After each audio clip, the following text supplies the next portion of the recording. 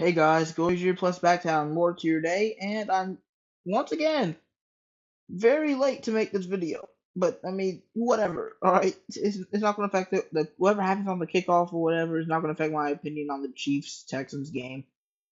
I have to get this video out because I was doing perfectly on time last year, but I keep forgetting this year.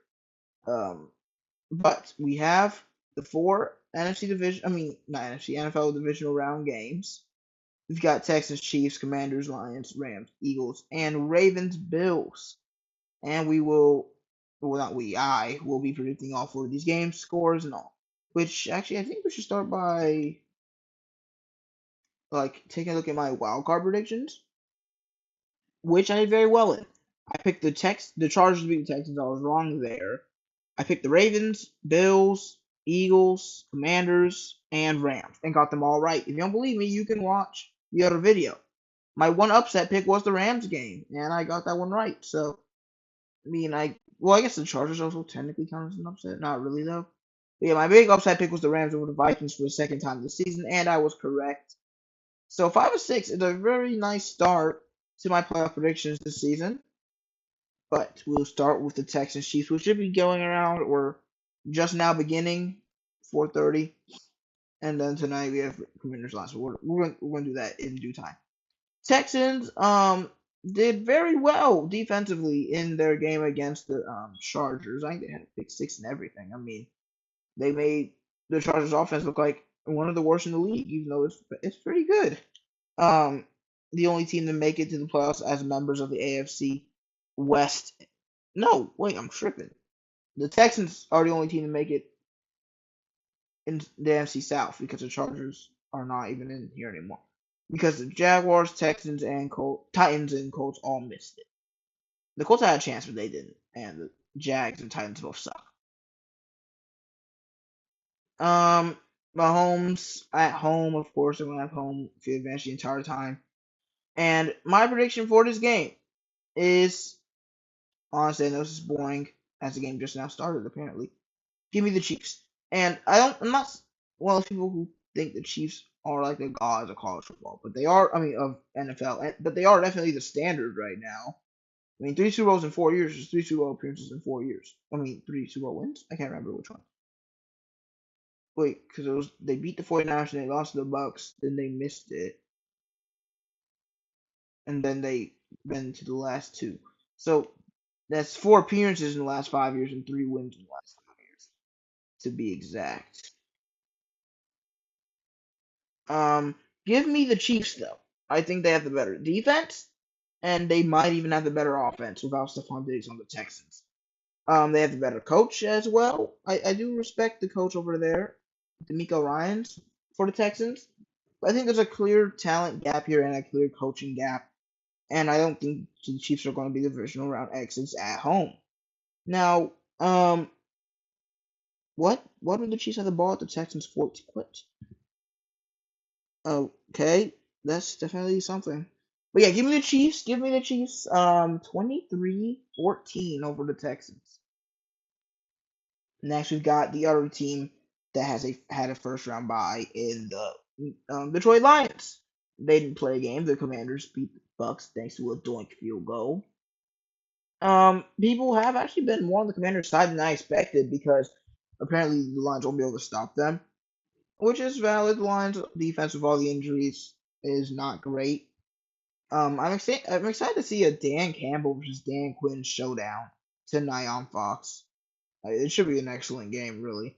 Um, Now I haven't completely decided on my prediction for this game yet. I'm still kind of it's tough because I do think the Lions are a better team, but with the injuries and with the first round bye, which I think might be more harmful to teams than helpful, especially with how the college football one went. Um, it's a tough one to decide. Uh, hmm. Okay, let me think for this one. I want you talking while I think of it. Um, Quarterback. I mean, it's hard to choose. I mean, if you ask people who they pick to have on their team, Jan Daniels or Jared Goff, I assume people would pick Jan Daniels just because he's nearly maybe better than, I don't think he's better than Jared Goff yet, but he's nearly as good, and he's way younger and can run better. So I think people would probably pick Jen Daniels. Offense as a whole, I think there's no way you pick the Commanders over the Lions, though. I mean, have you seen the Lions offense? They have the run game that the Commanders could only. What just happened in my? Okay. um, they have the offense, the running game that only the Commanders could wish to have. Yeah, I know Brian Robinson's pretty good, but he's not the Lions run game, especially when they had David Montgomery, which I don't think he's going to play in this game, actually. I mean, the injury just really hurt the Lions. Despite that, I think I am going to take Detroit. Give me Detroit 38-34 over the Commanders. Or maybe 30, yeah, 38-34. That sounds right. And this will not be the upset people may be expecting. Next, we've got the Rams and the Eagles. And this is a fun game because the Rams had a huge upset as my pick against the Vikings. Ended up blowing them out, actually. Thanks to an just complete fumble of the bag by the Vikings offensive line and Sam Darnold. Both were equally terrible. I'm not gonna blame one on. I'm not gonna blame the game on one because the offensive line couldn't block and Sam Darnold couldn't make a good read to save his life. But I will say that the Eagles are not the Vikings. I think the Eagles are a more consistent team than the Vikings. I know they blew that one game against the Commanders, but that doesn't have much to do with this game against the Rams. I think I mean, I saw this one chart comparing them, and they had both had their coaches at like elite. And based on people's opinions, I don't know if I'd call him elite, but Nick Sirianni is definitely a coach, right? I mean, he's gotten his team to 14 wins. The only losses are against the Commanders, the Falcons, and the Cowboys. Did he lose to the Cowboys once? Commanders. No, the Buccaneers. They got blown out by the Bucks. But the Rams have 7 losses. Um, this is hard to pick, honestly, just because I feel like the Rams are hot. Also, the fact the Eagles are just purely the better team. But my final prediction will be the Rams. All right, I'm going to take the Rams. I think they're hot. I think the Eagles are less. Who did the Eagles beat? The Packers. And it was a convincing win. I won't say that. I will say that. But I feel like when a team that you don't expect to be this good, like the 10-7 Rams. So actually, I think I had going 8-9, make it to the playoffs and blow out a team that had 14 wins on the season. I think that creates a fire under them, and I'm going to take them to win this game in close fashion. Give me the Rams 26, Eagles 24. And we have to head on to our final prediction, which is Ravens and Bills. This is very important to me, not like as a person really, but I'm interested in it because Josh Allen stands and Lamar Jackson stands hate each other more, or like maybe as much as LeBron James and Michael Jordan stands, because I don't know how many illogical arguments I've seen from both sides as to why one is better than the other. And I personally would rather have Lamar Jackson on my team. But that doesn't mean that these Lamar Jackson fans don't have terrible. Lamar Jackson fans and Josh Allen fans are equally idiotic in some ways, but I do agree with Lamar Jackson fans more, not because I agree with their arguments more, but because I think Lamar Jackson is just personally a better player, and I'd rather have him on my team than Josh Allen. But I think this game will settle a lot of those things. Unless it's like 45-48 and they just both ball out and one of them just happens to get the win, then I won't really think this decides who's better. Well, it might still, because at that point, especially because Josh Allen's been the more winning quarterback in the playoffs, I believe. Anyway, if he also beats Lamar Jackson here, then it might just be Josh Allen over Lamar Jackson. Maybe not talent wise, but just as a quarterback as a whole. But this has nothing to do with my prediction, really. So I'm gonna move on past that. All right.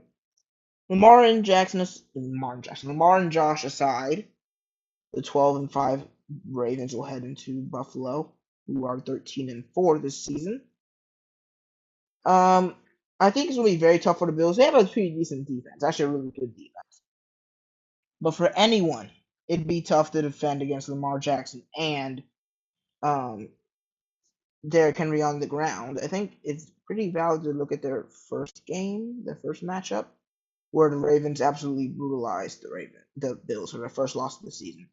But Lamar had a good game. Derrick Henry was absolutely insane. Bills seemingly couldn't get anything on offense going. So I guess a good defensive performance for the Ravens there. Last time I picked between teams that already played against each other, I picked the Rams to beat the Vikings again, and I picked the Eagles to beat the Packers again. And you know what? If that's going to be doing so well for me, then I'm not going to steer away from it. Give me the Ravens over the Bills, 27-23. And that will finally end this video, which has been multiple takes, but it's alright. So, finally I picked the Chiefs, the Lions, the Rams, and the Ravens. But I hope you guys enjoyed this channel and this video. Make sure to subscribe and like if you did. I'm not going to force you to because I have no ability to do that. See you guys next time. Adios.